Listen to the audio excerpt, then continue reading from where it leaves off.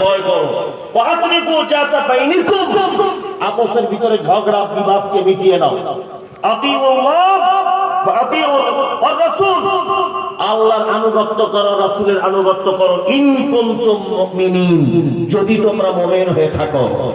আল্লাহ বলছেন যদি তোমরা কি হও, মুমিন যদি তোমরা হয়ে থাকো।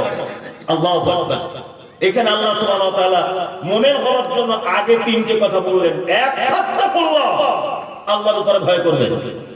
দুই, ওয়া আসলিহু যাতা বাইনিকুম, আপসের ভিতরে মুমিন কখনো বিবাদ ঝগড়া মারামারি করবে না।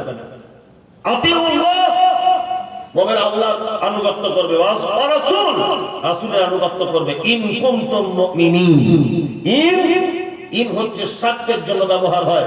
আল্লাহ বলছে যদি তোমরা মুমিন হও, যদি তোমরা কি হও, মুমিন হও। এবার আমার থেকে শুনুন একটা কথা বলি। আমার ছেলেটা মাধ্যমিক পরীক্ষা দিবে, এটা অরিজিনাল নয়, বোঝানোর জন্য বলছি। আমার ছেলে মাধ্যমিক পরীক্ষা দিবে, তো মাধ্যমিক পরীক্ষা দিতে যাওয়ার আগে আমি আমার ছেলেকে বলছি, আব্বু তুমি যদি ফার্স্ট হও, তুমি যদি কি হও, ফার্স্ট হও। আচ্ছা বলুন তো দেখি, কথা সম্পূর্ণ হলো? হলো? সম্পূর্ণ কখন হবে? তুমি যদি ফার্স্ট হও তোমার একটা ভালো মোবাইল কিনে দিব, তুমি যদি ফার্স্ট হও তোমাকে একটা গাড়ি কিনে দিব, তুমি যদি ফার্স্ট হও তোমাকে একটা ঘড়ি কিনে দিব, তাহলে কথা সম্পূর্ণ হলো, তাই না? আল্লাহ বলছে ইন কুনতুম মুমিনিন, যদি তোমরা কেউ মুমিন হও। সুবহানাল্লাহ। তার মানে মুমিন হলে প্রাইজ আছে না নেই? আছে, আছে। তাহলে আমাদের মুমিন হওয়া লাগবে, লাগবে কি লাগবে না? আল্লাহ সুবহানাহু ওয়া তাআলা মুমিনদের গুণ বর্ণনা করলেন। কি?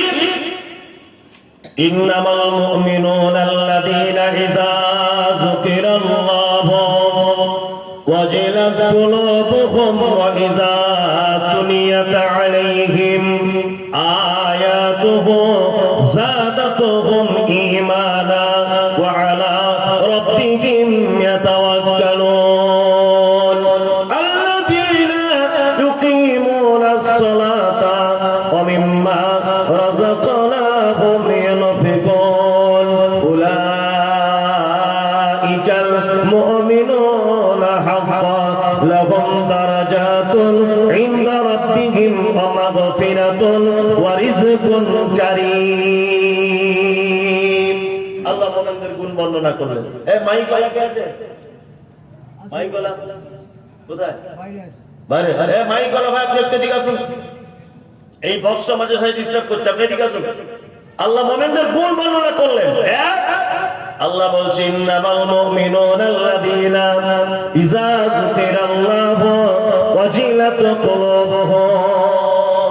আল্লাহ বলছে মুমিন কারা? এই যারা এখানে বসে আছেন, যারা বসে আছেন, মুমিন হলে জান্নাতে যাওয়া যাবে। কোথায়?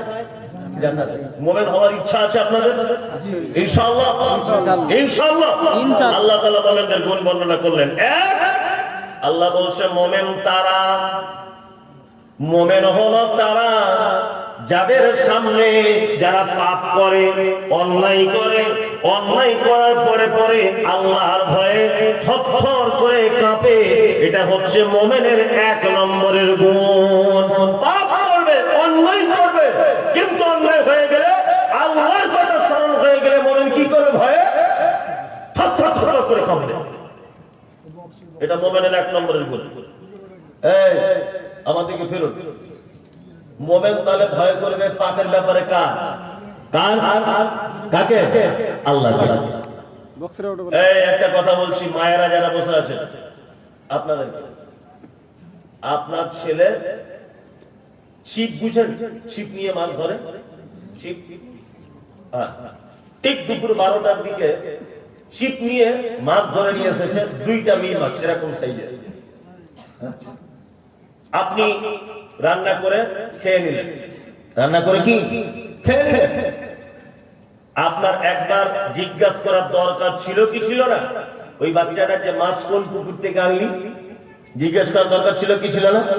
ছিল, ছিল না? ছিল। রাতের অন্ধকারে পাপ করেছেন, আপনার পাপ পৃথিবীর কেউ দেখতে পায়নি, কেউ দেখতে পায়নি। তারপরও যখন আল্লাহর কথা স্মরণ হবে যে কেউ দেখতে না পাক, এসে কে? আল্লাহ।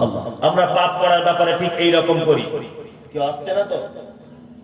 কেউ আসছে না তো? পিছন দিকে ফিরে দেখি কেউ আসছে না তো?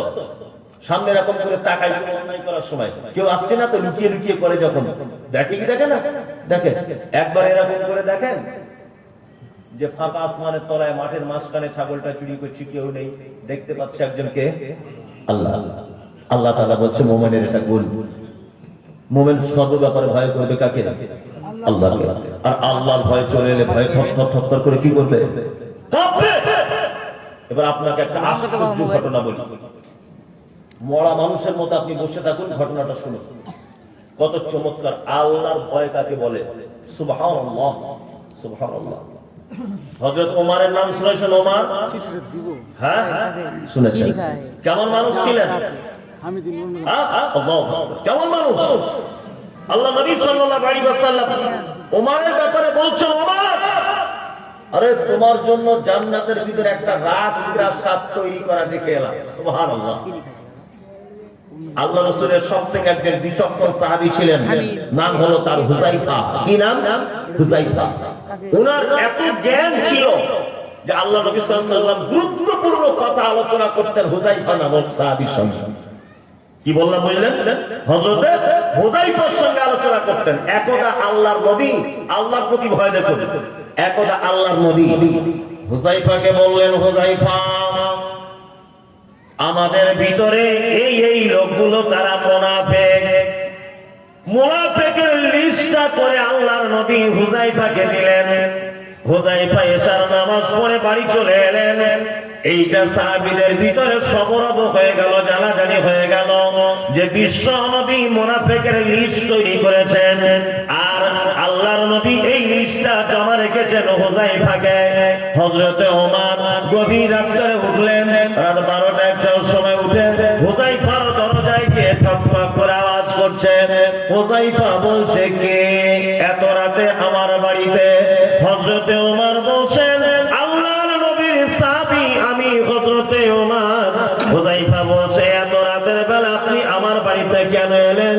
হযরত ওমর বলছে, হে আল্লাহর নবীর সাহাবী হুযায়ফা, বলো, বিশ্ব নবী তোমার কাছে মুনাফিকের লিস্ট পাঠিয়েছে। যখন থেকে এটা শুনেছি আমি বালিশে মাথা রেখে ঘুমাতে পারছি না, আমার পিঠের তলায় যেন আগুন লেগে যাচ্ছে। আমি আল্লাহকে এত ভয় করি। ভাইরে হুযায়ফা, একবার বলে দাও ওই মুনাফিকের লিস্টে আমি ওমর আমার নাম আছে কিনা? একবার বলে দাও আমি ওমর আমার নামটা ওই লিস্টের ভিতরে পড়েছে কিনা? হুযায়ফা বলছেন, হে আল্লাহর নবীর সাহাবী ওমর, বিশ্ব নবী তিনি বলেছেন যে ওমরের জন্য জান্নাতে একটা ঘর বানানো আছে। আমি বিশ্বাস করি যে ওমর তোমার নাম এই লিস্টের ভিতরে নাই, এই লিস্টে তোমার নাম নাই।